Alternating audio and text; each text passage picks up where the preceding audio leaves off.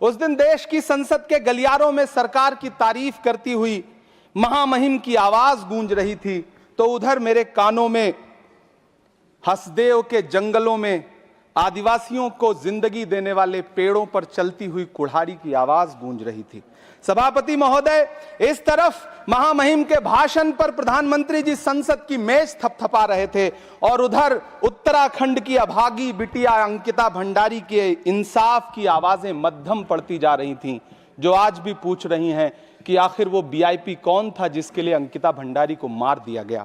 सभापति महोदय, इधर महामहिम सामाजिक न्याय की बात कर रही थीं और उधर उत्तराखंड के कोटद्वार में नफरती लोगों के खिलाफ एक बुजुर्ग को बचाने के लिए खड़ा हुआ दीपक, जो मोहब्बतों की रोशनी लेके खड़ा हुआ था, उसके खिलाफ कोटद्वार की पुलिस गंभीर धाराओं में एफआईआर दर्ज कर रही थी। और वो भी उस दिन हो रहा था जब उत्तराखंड के मुख्यमंत्री कोटद्वार में मौजूद थे।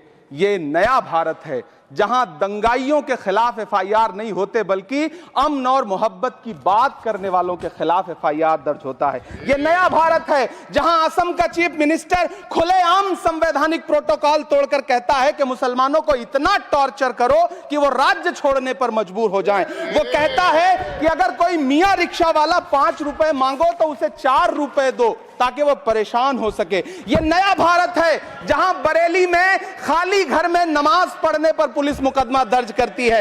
यह नया भारत है जहां क्रिसमस की तैयारी करते हुए ईसाइयों पर सरकार मुकदमा दर्ज करती है।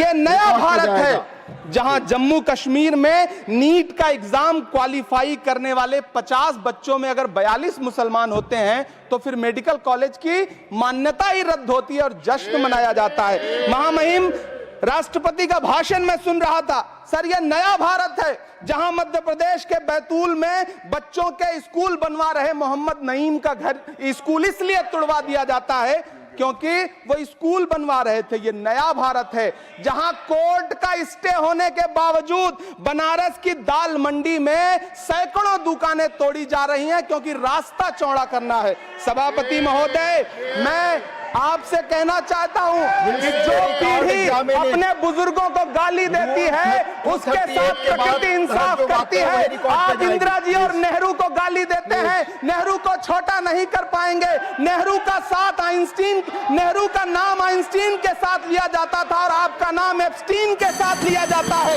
आपको ये बात समझनी पड़ेगी। सभापति महोदय, मुझे 1 मिनट बोलने दें, मुझे कंक्लूड करने दें। डॉक्टर सुमेर सिंह सोलंकी